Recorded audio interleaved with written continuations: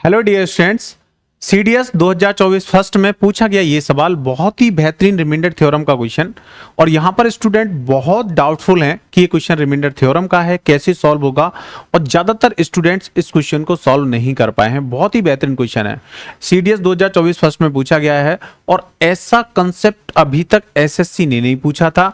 लेकिन ये ध्यान रखना, एक दूसरे से कॉम्पिटिटिव एग्जाम्स में चीज़ें थोड़ी थोड़ी लिंक होती हैं। तो अगर कोई कंसेप्ट किसी भी कॉम्पिटिटिव एग्जाम में पूछा जाता है तो आपको उसे ध्यान में रखना चाहिए। इसका मतलब कल वो आपके पेपर में भी आ सकता है। तो सीडीएस में पूछा गया सवाल है, लेकिन एसएससी वाले भी तैयार हो जाओ। एसएससी के इतने सारे पेपर होने वाले हैं, कहीं भी ये कंसेप्ट पूछा जा सकता है। ये इतना बेहतरीन सवाल है कि हर बच्चा इसको गलत करके आया है, वो सही सॉल्व नहीं कर पाया है। जहां तक जितने भी स्टूडेंटों से मैंने पूछा, हर एक ने इसका आंसर गलत बताया। तो इसलिए जरूरी हो गया कि मैं बच्चों को बताऊं कि ये कैसे जो है सॉल्व होगा, किस तरह से आप ऐसे क्वेश्चन को सॉल्व करोगे। अगर ऐसा क्वेश्चन आगे भी अगर आपसे पूछा जाता है तो कैसे आपको टैकल करना है। तो इस क्वेश्चन को पहले ध्यान से पढ़ना, बहुत ही जबरदस्त और जानदार सवाल है। आज आपको सीखने को मिलेगा कि कैसे आप रिमाइंडर थ्योरम और यूनिट डिजिट और डिविजिबिलिटी के कांसेप्ट को मिक्स करके यूज कर सकते हो, और कैसे एग्जामिनर आपके लिए क्वेश्चन तैयार कर सकता है जिससे आप लोग फंस सकते हो। रटने वाले बच्चे इसमें फंस जाएंगे, लेकिन जिन्होंने समझ डेवलप की होगी वो नहीं फंसेंगे। क्योंकि ऐसा ये जो कंसेप्ट है मैंने यूट्यूब पर और हर जगह ऑफलाइन में हर जगह बहुत बेहतरीन तरीके से सिखाया है। अगर आपने अच्छे से सीखा होगा तो आराम से सॉल्व कर लोगे। देखो बच्चों, यदि ए बी सी डी धनपूर्ण संख्याएं हैं तो जब 1 पे पावर a प्लस 2 पे पावर b प्लस 3 पे c प्लस 4 पे d को 10 से विभाजित किया जाए तो कितने संभावित शेषफल हो सकते हैं। मतलब इसका कहने का मतलब ये है कि ये जो एक्सप्रेशन लिखा है इसको अगर हम 10 से भाग दें तो जो शेषफल है उनकी क्या क्या संभावनाएं हो सकती हैं, वो आपको उनकी काउंटिंग बतानी है, कितने शेषफल हो सकते हैं। If a, b, c, d are positive numbers, then how many possible remainders can be there when 1 to the power a plus 2 to the power b plus 3 to the power c plus 4 to the power d is divided by 10। ठीक है बच्चों, तो यहां पर देखो कौन सा concept work करेगा। अगर आप रिमाइंडर थ्योरम के कंसेप्ट में ही जाके सोचोगे तो इस क्वेश्चन को सॉल्व नहीं कर पाओगे। आपको इसमें रिमाइंडर थ्योरम और इकाई का अंक कंसेप्ट लिंक करना है एक दूसरे से। और सीडीएस में इसी कंसेप्ट पर 3 क्वेश्चन पूछे गए सीडीएस के पेपर में। इसमें से एक जो मैंने क्वेश्चन ऑफ द डे में मैं सॉल्व करा चुका हूं, ये जो question of the day series है ये आपके लिए बहुत महत्वपूर्ण रहेगी। इसमें मैं ऐसे ऐसे जानदार क्वेश्चन लेके आऊंगा जो कॉम्पिटिटिव एग्जाम्स में लेटेस्ट पूछे जा रहे हैं। हर क्वेश्चन बहुत बेहतरीन होगा। तो जिन बच्चों ने नहीं देखा हो पुराना वीडियो जरूर देख लेना, वहां पर भी सेम इसी कंसेप्ट पे क्वेश्चन पूछा गया है। तो देखो, इकाई के अंक दहाई के अंकों को हम रिमाइंडर थ्योरम से कैसे लिंक करते हैं। तो उसमें देखो एक कंसेप्ट है कि जैसे अगर हमें किसी भी एक्सप्रेशन का अंतिम अंक निकालना है, अगर हमें किसी भी एक्सप्रेशन का अंतिम एक अंक निकालना है तो हम 10 से भाग देके रिमाइंडर निकाल लेंगे। जो 10 से भाग देने पर रिमाइंडर आएगा वो संख्या का अंतिम अंक होगा, मतलब लास्ट डिजिट होगा। और अगर हमें किसी भी एक्सप्रेशन के अंतिम 2 अंक निकालने हैं, लास्ट 2 डिजिट निकालने हैं, इंग्लिश वाले बच्चे भी नोट करना भाई, लास्ट 2 डिजिट निकालने हैं तो उसको हमें 100 से भाग देने पर रिमाइंडर निकालना पड़ेगा। 100 से भाग देने पर जो रिमाइंडर आएगा वही एक्सप्रेशन के या संख्या के अंतिम 2 अंक होंगे। ऐसे अगर हमें अंतिम 3 अंक निकालने हैं मेरे भाई, अगर हमें अंतिम 3 अंक निकालने हैं तो हम 1000 से भाग देने पर और रिमाइंडर निकाल लेंगे। जो रिमाइंडर आएगा वही एक्सप्रेशन के अंतिम 3 अंक होंगे। और ये कंसेप्ट मैंने जो आपको क्वेश्चन ऑफ द डे का पहला जो कंसेप्ट सिखाया, पहला क्वेश्चन कराया, उसमें भी यही सेम कंसेप्ट लग रहा था। और ऐसे 2 सवाल और पूछे गए, ये टोटल 3 सवाल सीडीएस में पूछेंगे इस कंसेप्ट पर। ठीक है, तो यहां पर बच्चे क्या करेंगे, जैसे ही उन्होंने यहां शेषफल देखा वो तुरंत शेषफल में घूमते रहेंगे, वो दिमाग ही नहीं लगाएंगे कि भाई इसमें अंतिम अंक का भी आपको यूज करना है। ये यूनिट डिजिट और रिमाइंडर थ्योरम का मिक्स क्वेश्चन है। तो देखो यहां पर अब ये वाला कंसेप्ट आपको समझ में आया कि अगर हमें किसी भी एक्सप्रेशन का लास्ट 1 डिजिट निकालना है तो 10 से डिवाइड करके रिमाइंडर निकाल लेंगे। 10 से डिवाइड करने पर जो रिमाइंडर आएगा वो उसका लास्ट डिजिट ही होगा। ऐसी लास्ट 2 डिजिट निकालने तो 100 से डिवाइड करके रिमाइंडर निकालेंगे। ऐसे लास्ट 3 डिजिट निकालने तो 1000 से डिवाइड करके रिमाइंडर निकाल लेंगे। ठीक है बच्चों, अगर ये बात क्लियर है तो मैं कहानी को थोड़ा सा और आगे बढ़ाता हूं। अब इस क्वेश्चन को देखो ध्यान से। इस क्वेश्चन का कहने का मतलब ये है भाई, 1 पे पावर a प्लस 2 पे पावर b और प्लस 3 पे पावर c और प्लस 4 पे पावर d को 10 से भाग अगर हम दें तो रिमाइंडर की क्या क्या संभावनाएं हो सकती हैं। तो मैंने सिंपली देखा कि अगर हम 10 से भाग देने पर रिमाइंडर की संभावनाएं पूछ रहे हैं तो 10 से भाग देने पर जो इकाई के अंक की संभावना हो सकती है वही रिमाइंडर की संभावनाएं हो सकती हैं। क्योंकि 10 से भाग देने पर रिमाइंडर और एक्सप्रेशन का इकाई का अंक दोनों सेम होते हैं। तो हम 10 से भाग देके रिमाइंडर न सोचने की बजाय हम ये देखेंगे कि इस एक्सप्रेशन का अंतिम अंक क्या क्या हो सकता है, लास्ट डिजिट क्या क्या हो सकता है। तो देखो लास्ट डिजिट में मैंने बताया मेरे भाई, 1 के केस में लास्ट लास्ट डिजिट जो होता है अंतिम अंक वो नो चेंज रहता है।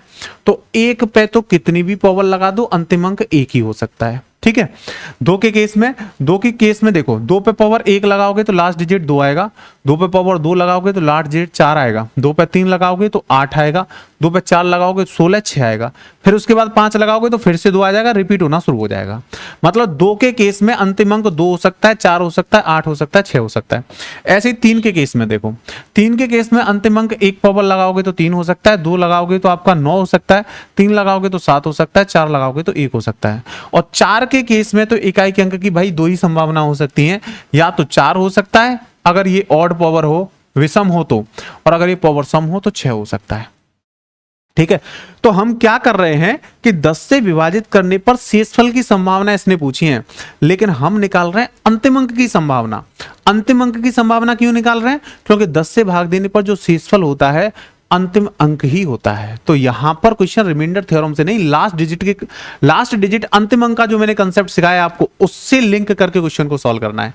मतलब अंतिम अंक के कंसेप्ट से रिमाइंडर का क्वेश्चन सॉल्व होगा, समझना ध्यान से भाई, बहुत जानदार कंसेप्ट है। इस बार कुछ हटके पूछा है सीडीएस के एग्जाम में, और ऐसे ही आगे एसएससी में भी ये चीजें पूछी जा सकती हैं। तो ये कंसेप्ट बहुत ही जानदार है।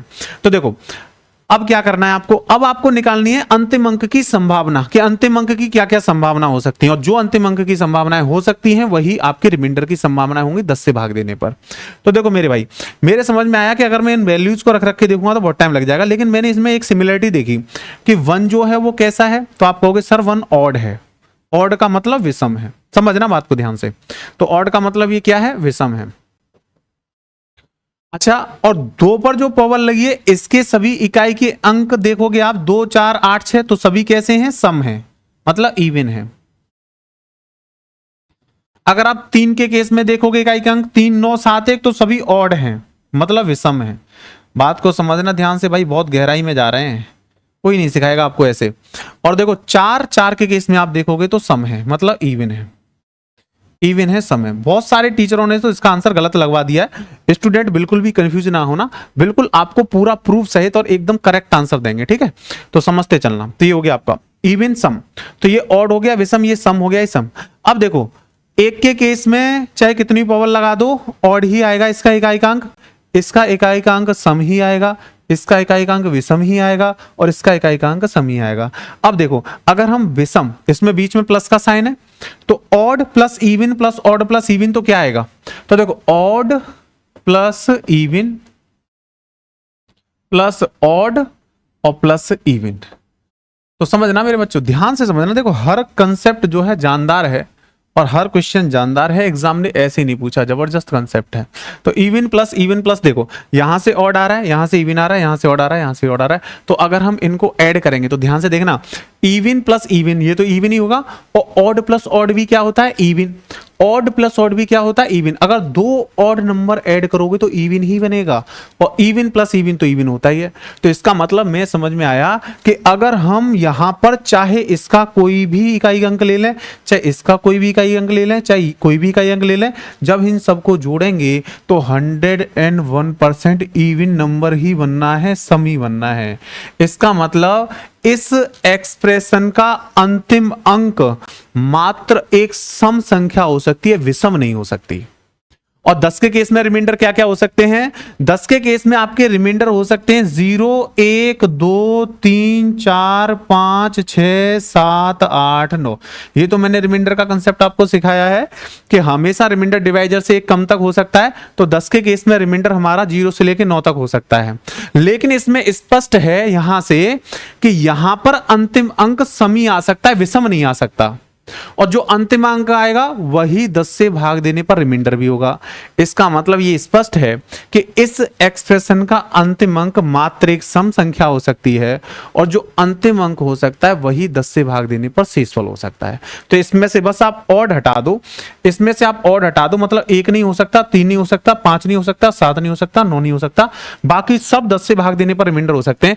मतलब 0 हो सकता है, 2 हो सकता है, 4 हो सकता है, 6 हो सकता है, 8 हो सकता है। तो हमारे रिमाइंडर के कितने मान मान संभव हो सकते हैं? 1 2 3 4 5 मान संभव हो सकते हैं। ऑप्शन सी हमारे क्वेश्चन का एकदम करेक्ट आंसर रहेगा मेरे भाई। तो अगर मैं कहूं इस एक्सप्रेशन का अंतिम अंक क्या हो सकता है, तो भी 5 संभावनाएं हो सकती हैं, 0 2 4 6 8, और अगर रिमाइंडर पूछे 10 से भाग देने पर तो भी 5 हो सकती है। ठीक है, इसी तरह का एक और क्वेश्चन देखो जानदार, एक और क्वेश्चन देखिए जबरदस्त। ये क्वेश्चन भी सीडीएस 2024 फर्स्ट में पूछा गया है। ऐसे कंसेप्ट ले लेके आऊंगा इसमें question of the day series में कि आपको हिला के रख देंगे, ये समझ लो कहीं भी आपने वो कंसेप्ट नहीं सीखा होगा, ऐसे कंसेप्ट सिखाऊंगा आपको। ये question of the day series आपके लिए बहुत महत्वपूर्ण रहने वाली है। अभी मैंने केवल इसकी एक वीडियो जो है डाली है, ये दूसरी है, और आगे में आगे आपको जो है इसको कंटिन्यू करके नए नए वीडियोस और नए नए क्वेश्चन आपको देता रहूंगा, बहुत जानदार जानदार क्वेश्चन। तो बस इस क्वेश्चनों को सभी बच्चे देखते रहना। ये इससे आपको क्या बेनिफिट मिलेगा कि आप एग्जाम के टच में बने रहोगे, जो भी नए एग्जाम हो रहे हैं उनके टच में बने रहोगे। ठीक है, देखो यदि n एक धनपूर्ण संख्या है तो n के विभिन्न मानों के लिए 4 pen plus 6 pen 9 pen plus 11 pen को 10 से विभाजित करने पर प्राप्त सभी भिन्न शेषफलों का योगफल क्या है। मतलब 10 से भाग देना है किसको, 4 पे पावर n प्लस 6 पे पावर n प्लस 9 पे पावर n प्लस 11 पे पावर n। वो कह रहा है 10 से भाग देने पर जो यहां पर शेषफल आए उन सभी शेषफलों का जोड़ बताओ। ठीक है, तो देखो फिर से वही बात आ गई, हमें फिर से n के हर मान के लिए शेषफल की संभावना देखनी है। तो 10 के केस में जो शेषफल वही हो सकता है जो इस एक्सप्रेशन का अंतिम अंक हो सकता है, तो फिर अंतिम अंक वाला कंसेप्ट लगाओ। तो 4 के केस में अंतिम अंक आपका 4 और 6 हो सकता है। अगर n का मान विषम होगा तो 4 होगा, और n का मान सम इवन होगा तो 6 होगा।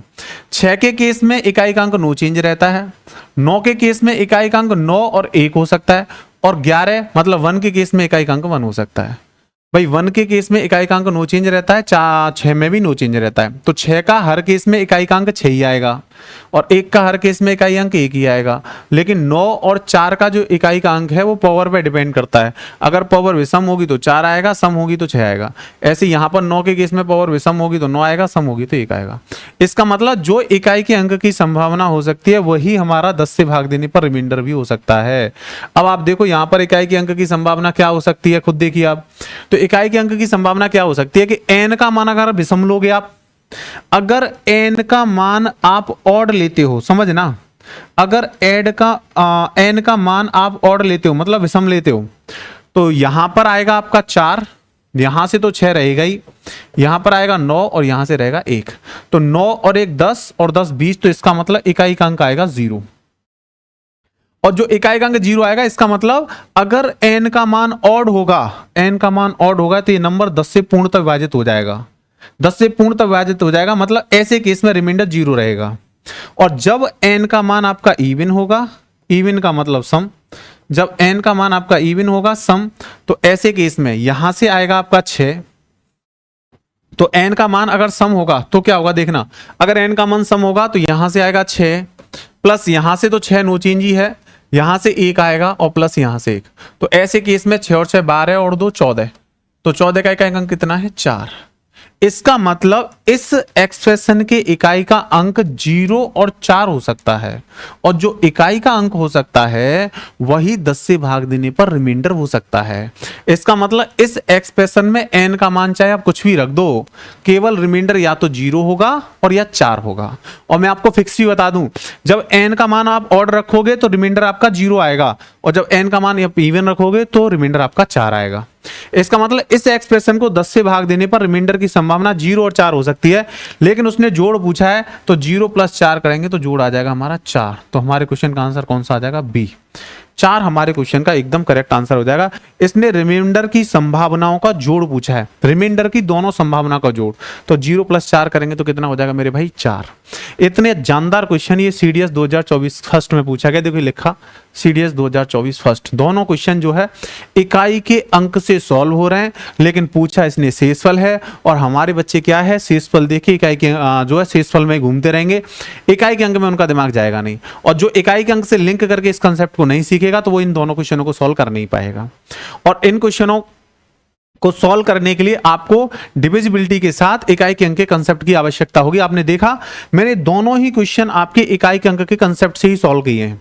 यहां पे रिमाइंडर थ्योरम का कोई कंसेप्ट नहीं लगाया, शेषफल प्रमेय का कोई कंसेप्ट नहीं लगाया, दोनों ही क्वेश्चन जो है वो इकाई के अंक के कंसेप्ट से ही सॉल्व होंगे, ये वाले, है ना।